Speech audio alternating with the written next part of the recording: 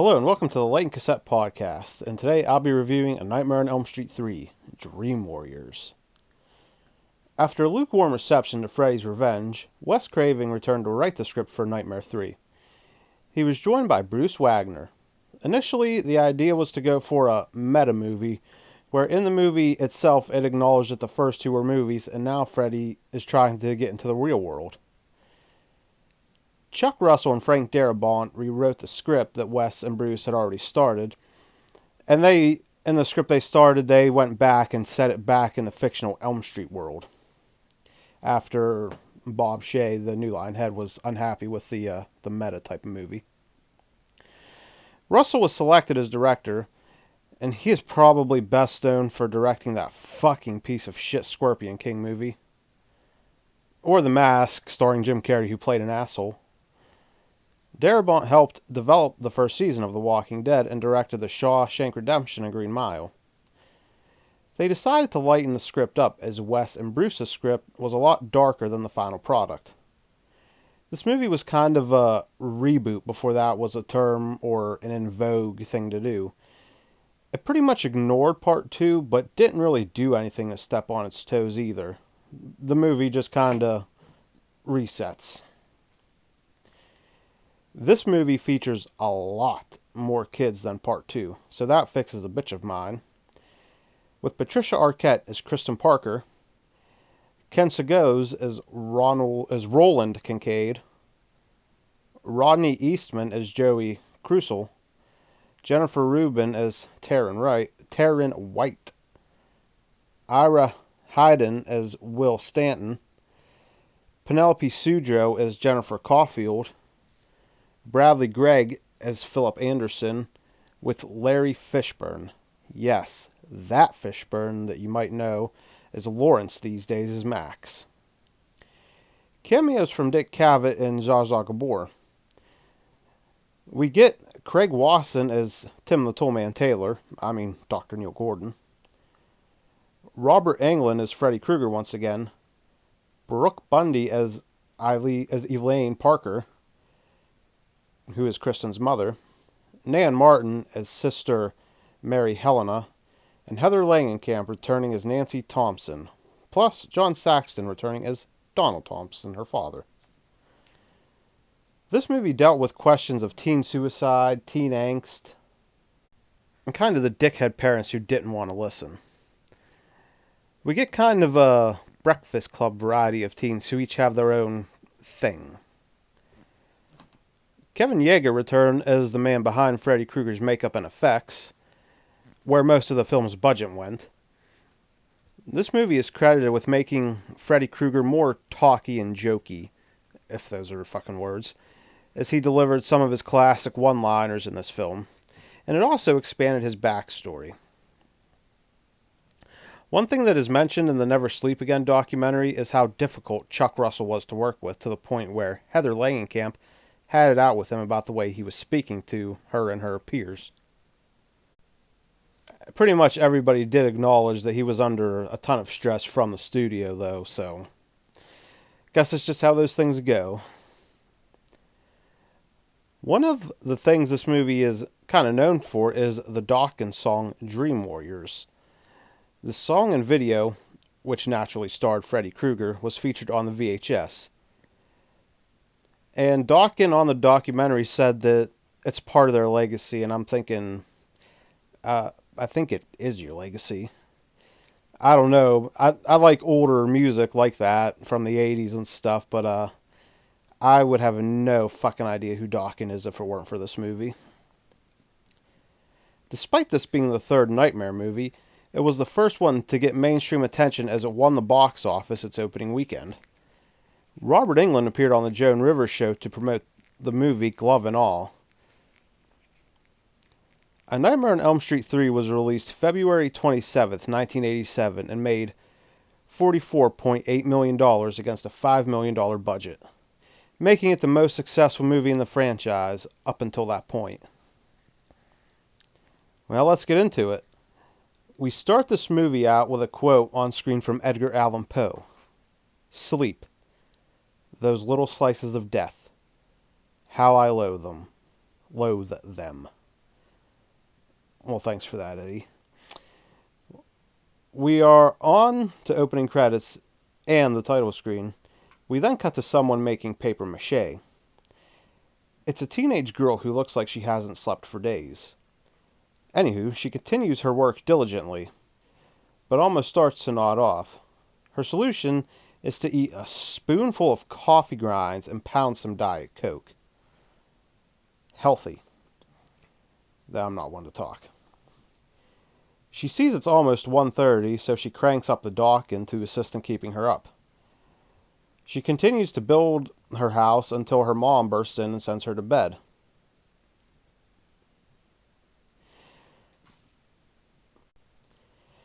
The teen's name is Kristen, and she tries to tell her mother of her bad dreams. But this raging cunt of a woman doesn't want to listen and would rather get back to her date. I really try not to use the C word, but I don't see any way around it. This lady is a fucking cunt. She's the kind of parent who tries to give her daughter material possessions to show her love, because she's an absentee mother who doesn't really care about her and would rather get strange dick from the bar. Kristen stares at her half-made papier-mâché house, and something about it looks familiar. To us, the viewer, at least. Kristen wakes up in a dream in front of the Elm Street house, and it looks boarded up like a motherfucker. We see the Jump Rope Girls singing the 1-2 song. Kristen chases after a little girl who went into the house.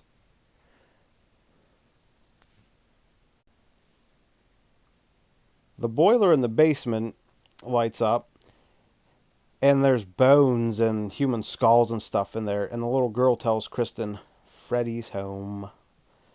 Kristen grabs her and starts to run as the score picks up. Kristen runs down some halls and gets stuck in a goopy liquid, but manages to get free right before Freddy is about to get her. In the first review, TK mentioned how it looked like Freddy had a load in his pants when he was running. Doesn't look like he has that problem here. It seems Robert Englund's figured out how to move pretty well in the Freddy makeup. She makes it into a room and sees bodies hanging, each one hanging from a noose all throughout this fucking room. The little girl asks Kristen to put her down, and when Kristen looks down at her, all she sees is a skeleton in the dress the little girl was wearing. One of the effects people in the documentary said he was tasked with making the skeleton of a little girl, and that was his only job. And that Chuck Russell told him to think Auschwitz when making the skeleton. He said it looked too real, and they scrapped it because it looked too grotesque. They show a picture, and I guess this is the skeleton they made, and it does look pretty fucked. In a scary way, not in a that looks shitty way. It looks good. So they made that generic looking one instead.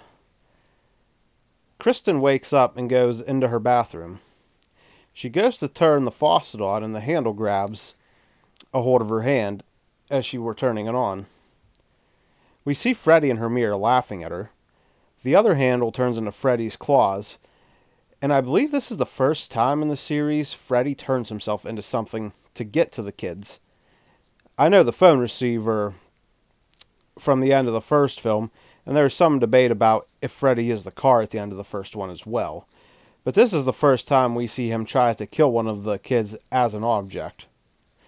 The claws slash at her. Her mother opens the door and says her name. We then see Kristen holding a razor blade and bleeding from the wrist. Kristen looks back and forth between the blade and her wrist a few times before passing out. We cut to Weston Hills, a mental hospital, or mental rehab center. I don't fucking know, it's PC anymore. And we see skinny Larry Fishburne listening to the radio that mentions 2 teen suicides. He plays Max, as mentioned before, and he tells Dr. Neil Gordon his theory on all the teen suicides. Fucked up chromosomes from all these teens' parents dropping acid in the 60s. Personally, I think Max has the best theory out of any of the hospital staff. And Dr. Gordon tells Max that Sims, who is kind of his superior, thinks it's sex, drugs, and rock and roll. So, yeah, we have those type of people in this film. Ones who think that it's all the culture that makes the kids bad. That's a debate for another day, but we see Dr. Gordon interact with a few of the teens. He then asks Dr. Sims, while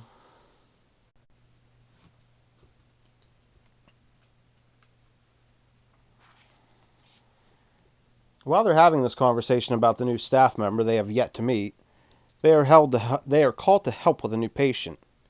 We see Kristen's mother smoking a cigarette and bitching about her daughter to one of the nurses. Mother of the fucking year, let me tell you. Kristen throws shit and screams because they tried to sedate her. Why they needed to sedate her? Who the fuck knows? She holds everyone off with a scalpel and sings the Freddy song from the middle, and Nancy finishes it. Kristen says 9, 10, never, and she says never a couple times, and we see Nancy in the doorway say, never sleep again. And she's back. Kristen drops the scalpel and immediately embraces Nancy. Later, Nancy and Neil talk outside in the courtyard. Neil tells Nancy of a kid they lost to a different facility after he cut his own eyelids off to stay awake. As she goes to leave, she drops her purse and Neil picks it up, and he sees a bottle of medication called Hypnosil. Neil asks her about the nursery rhyme, and she says it's something to keep the boogeyman away. Nancy leaves, and Neil sees a nun looking at him through a crowd of people, but she disappears when some of the crowd walks right in front of her. Max gives Nancy a tour of the place the next day. He introduces her to Philip, who sleepwalks and makes marionettes. I wonder if that'll come into play. He rooms with Kincaid, who gets thrown into solitary all the time. We see a real nerdy-looking fucker with a tear and ink pen under his eye. He helps the nurse pick up towels, and he clearly wants some, but another orderly swoops in and walks her to another world, clearly wanting some himself. Back at Kristen's house, Nancy tries to ask her shitbag mother some questions, but her mother is sarcastic and generally just doesn't give a fuck. She calls for her housekeeper and gets super pissed when she doesn't respond in 5 seconds.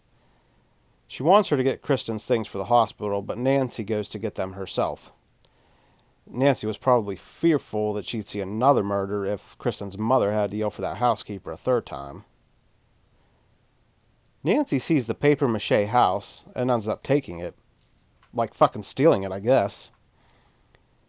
Meanwhile, Dr. Gordon is doing some kind of research himself on Hypnosil. I have no idea what type of pre-internet bullshit he's looking at, but I dig it.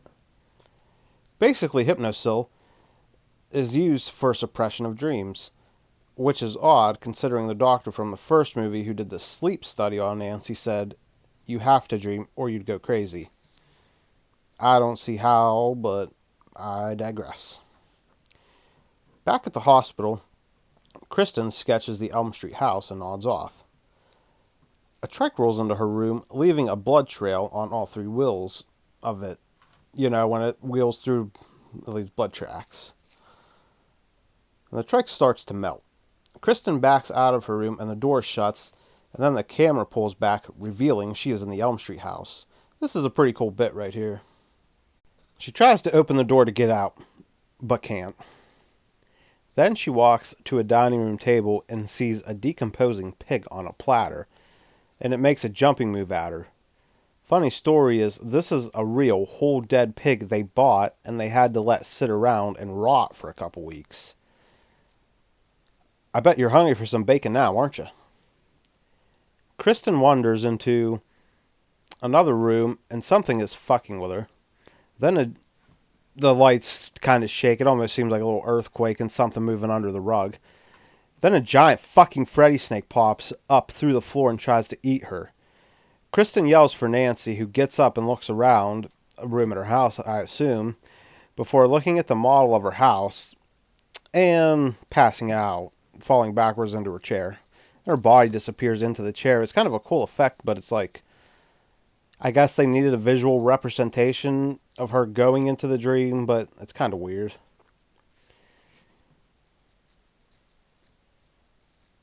She ends up in Kristen's dream, and the Freddy snake looks like a giant penis, which the crew thought as well, so they tried a few different coats of paint to cover it up, but there's no way around it. It looks good, though. But that came out wrong. Nancy grabs a glass shard and stabs it in Freddy's eye. Freddy spits out Kristen and looks at Nancy and says, "You." What I mean is the makeup on it looks good. They did a very good job building this thing. And the girls make a run for it, and Kristen is able to pull them out of the dream just before the door behind them explodes. Nancy looks at her hand after she wakes up and sees it's real. She had cut her hand from when she picked up the glass shard. The next day, Nancy tells Kristen that she used to live in that house. Kristen tells Nancy that when she had bad dreams as a child, she would pull her dad in, and her dad would think they were his dreams, because he'd tell her about them the next day. And the scene ends with Nancy telling Kristen the man in her dreams is real. We go to a group session the next day, and Dr. Gordon says, "Straight talk only in this room," which I find a bit of a homophobic take considering the last movie. Obviously, when he says straight talk only, he means no lies. The purpose of this group is for Nancy to meet the rest of the kids, but really it's for us to get to know them in exposition therapy session, if you will. Speaking of Will, he starts, and Will is a kid who's in a wheelchair because, as Kincaid put it, he took a jump. Next up is Jennifer, and she wants to be an actress. Joey, the kid who looked like a nerd but had the hots for the nurse, used to be a debater in school, but he doesn't talk anymore. You can't really say Joey's the nerd now because Will is definitely a kind of like a Dungeons and Dragons kid. Taryn says she's there because it's better than juvie. She's a recovering heroin addict. Philip says that the doctors think the dreams are a mass psychosis. And I don't mean the luchador from World Championship Wrestling back in the 90s. But they all dreamt about this guy before they even met. Sims says the dreams are moral conflicts and overt sexuality.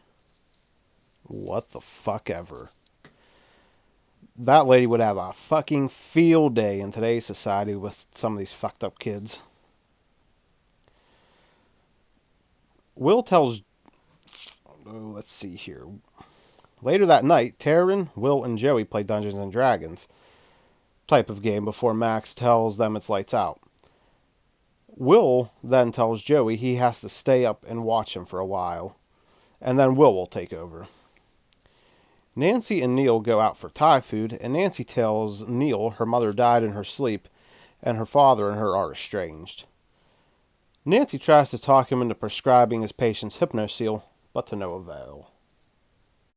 If I sound kind of fucked up, it's because I've had some dental work done, so I'm doing the best I can. Back at Weston Hills, one of Philip's marionettes turns into Freddy and grows to full size. Freddy makes slashes in Philip's arms and legs. He then uses them to make Philip a human marionette. Kincaid half-heartedly tries to wake him up before telling him to have a nice stroll, asshole, and then goes back to sleep. Really solid, Kincaid. You know you were all having these delusions, but you just let him walk to his death. Good job, asshole. There's some really good effects here on this marionette. But one thing I don't like is that Philip walks through a closed door. Just like Nancy with the dream, I'm not sure how the fuck the physics are supposed to work. Joey sees Philip on one of the tall towers of the hospital, and he goes to get help. He tries to get the nurse's attention, but she just keeps asking him what's wrong, and he doesn't talk, so what the fuck. He grabs her lunch tray and bangs it on all the doors of his peers to wake them up. We see a giant Freddy in the sky working the strings before he cuts them, sending Philip to his death. Really cool first death here. In group the next day, all the kids argue about what happened. They allude to Freddy before Sims says it was a sleepwalking accident. Will insists that he was awake, so Neil says it was suicide. Kincaid loses his shit when Sims says evening sedation for everyone and doors will be locked during sleeping hours. If this is the kind of power these types of places had without consulting parents, then this is a bigger whore than anything that's happening on screen. Dr. Gordon tells Sims he is prescribing Hypnosil. After she resists, he tells her he will go to Carver to resign if she doesn't allow him to do so. He then tells Nancy he hopes she knows what she's gotten them into after, Nurse Bitchface agrees. Later that night, Jennifer is watching TV in the rec room. Max catches her and intends to send her to bed. But after she says she can't handle the nightmare, he agrees to let her stay up. But if she gets caught, he never saw her.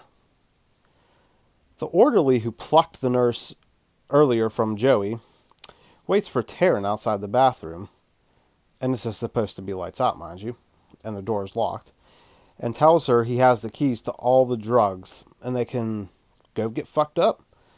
When she says she will tell Max if he doesn't leave her alone, he says no one would believe her.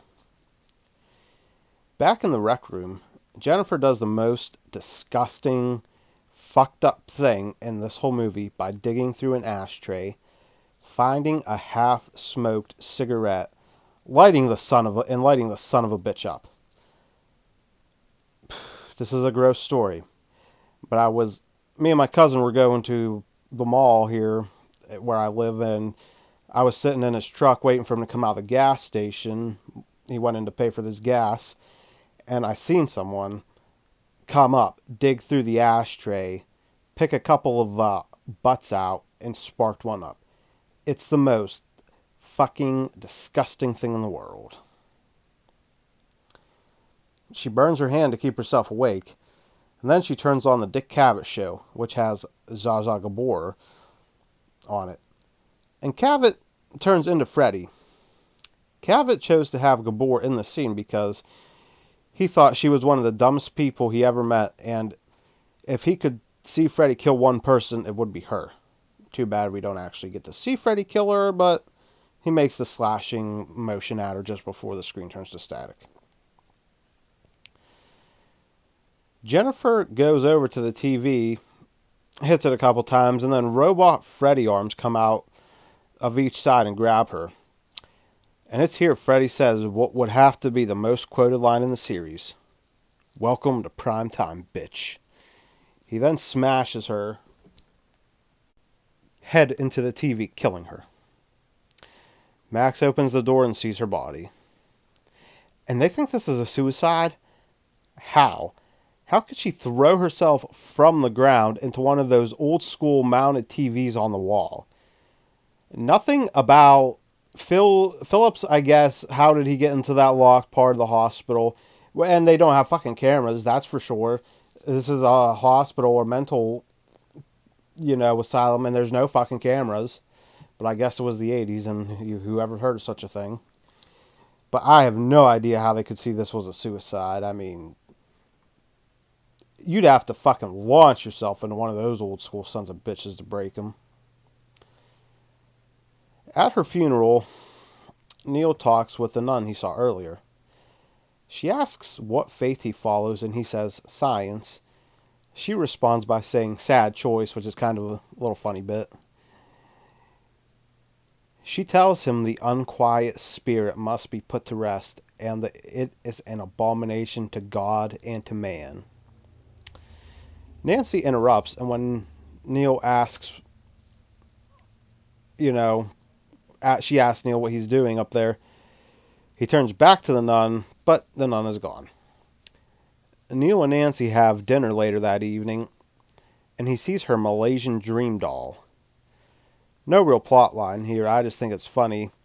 The only movies I have ever seen that reference those are this one and Batman Forever, which you can listen to my review of in the archives.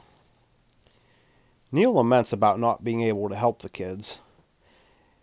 Nancy tells Neil he is ready for the truth if he can set aside everything he learned and trust her. He agrees. The next day they have an unofficial group session. Nancy tells the kids she knows about Freddy and says that 6 years ago he killed her friends and almost killed her. So, real quick, the house looks like it's been some years since anyone lived in it. In the previous movie it said it had been 5 years. So this doesn't exactly fly in the face of that or anything, but it seems to be ignoring everything about Nightmare 2. So the 6 years would put this at 1990. She tells the kids they are the last of the Elm Street children. The kids of the parents who killed Freddy. Now I like this because it's once again giving Freddy clear motivation. He just kind of wanted to possess Jesse in the last movie and come alive again, I guess. But this, we know what Freddy wants and why he's doing this. Nancy says Kristen is the key as she can pull people into her dreams. And they all have some special power in their dreams. They try some group hypnosis. It seems like it doesn't work. Joey goes to get water, and the nurse walks by, who he has the hots for and motions for him to follow her. The nurse starts to seduce Joey. Right there should be a dead giveaway it's a dream. The group then discover that they are, in fact, in the dream. In Joey's dream, he can walk, and he is the wizard master. Kristen can do cartwheels and backflips. Kincaid is really strong, and Taryn is, her line, which is probably the worst line in the series, is she says, "In my dreams I'm beautiful and bad." She has like a mohawk type of punk rocker look going on. The nurse has Joey unzip her uniform, revealing her tits to him. She pushes him down and starts to kiss him before spitting tongues around his hands and feet, tying him to the bed, and then reveals herself to be Freddy. And the bed drops from under Joey, and it looks like he's over a pit of what I can assume is hell underneath him. Back in group, the light bulbs pop, and when Neil goes to exit to look for Joey, the handle is hot to the touch. The room starts to catch fire and the wall closing around them, but Sims comes into the room in reality, waking them all up. Joey is in a coma, and the Dr. Carver that they referenced earlier fires both Neil and Nancy. While Neil is putting his stuff in his car, he spots Sister Mary Helena in one of the towers. He chases after her, but the door is padlocked shut. So he smashes it with a rock. Seems legit. When he catches up with her, she tells the story of how a young nun was locked up with a criminally insane over a holiday and was raped hundreds of times. When they found her, she was pregnant but barely alive. And her baby was Freddy Krueger, the bastard son of 100 maniacs. So to recap, on holidays they don't feed or take care of the inmates, and they lock nuns in rooms with them. They have to make Freddy, have terrible origins, I guess, to explain why he's so fucked up. I'm with it. The nun tells Neil she has to find his remains and bury him in hollowed ground. She then pulls her best Batman and disappears. But not before telling Neil that if science is his only faith, then it may be him who's laid to rest, which is a pretty cool little thing. Nancy tells Freddy to let Joey go, and Freddy carves "Come get him, bitch" in Joey's chest while Nancy watches. Kind of strange how she's in there with him when she'd just been fired. Neil and Nancy set out to find the one person who knows where the remains are. Her father. Kristen throws a fucking fit when she learns Nancy has been fired, so Sims sends her to the quiet room. We see the former Lieutenant Thompson drunk at a bar with a security uniform on. Dawn pretty much tells him to fuck off when they ask about Freddy's remains. They call the hospital after Neil gets a page and says, when he calls, Taryn tells him that Kristen had a total shit attack. I hate shit attacks. Nancy goes to the hospital and Neil aggressively tells her father that they are going to look for the remains. They stop at a church and Neil fills Dawn's empty bottle of liquor, a bottle that Neil emptied, with holy water, and he goes to steal a crucifix but gets caught by the priest. Neil gives him his driver's license for collateral and says he'll be back. Back at the hospital, Max won't let Nancy see Kristen, but he begrudgingly lets her say goodbye to the others. And she takes Will, Kincaid, and Taryn to their last group session. Dawn and Neil arrive at a junkyard. Nancy warns them that they don't have to go in if they don't want to, and that if they die, it's for real. But they all agree to go, and they do the group hypnosis again. The four of them wake up in the quiet room with Kristen. Freddy's claw starts slashing at the walls before they can hatch a plan. Kristen wakes up in her room at home, and this cuts back to the first scene where we meet her and her bitch, her mother. The guest yells and asks where the bourbon is, like he did in the first part. And it turns out to be Freddy, who decapitates her, and her head yells at Kristen about every time she brings a man home, Kristen ruins it, reinforcing that she's just a fucking drunken whore. And we see Taryn in her punk rock persona in an alley where she used to get her drugs, apparently. Freddy appears there after Kristen got away from him, and she attempts to use her switchblade, and she actually gets Freddy in the side. He then raises his hands, and now he has syringe needles for fingers. And there are little sucking mouths where her track marks are. Chuck Russell said this scene was his anti-drug statement of the 80s. I bet Nancy Reagan was proud.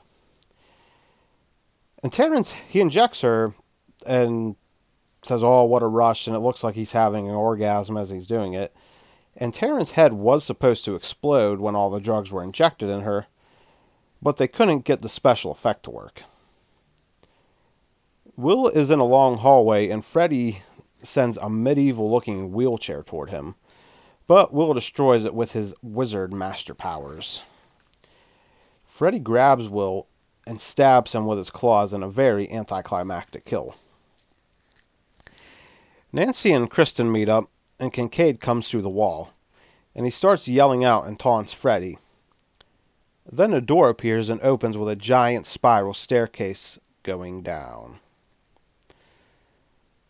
Back at the junkyard, Dawn tells Neil where the remains are, in a Cadillac.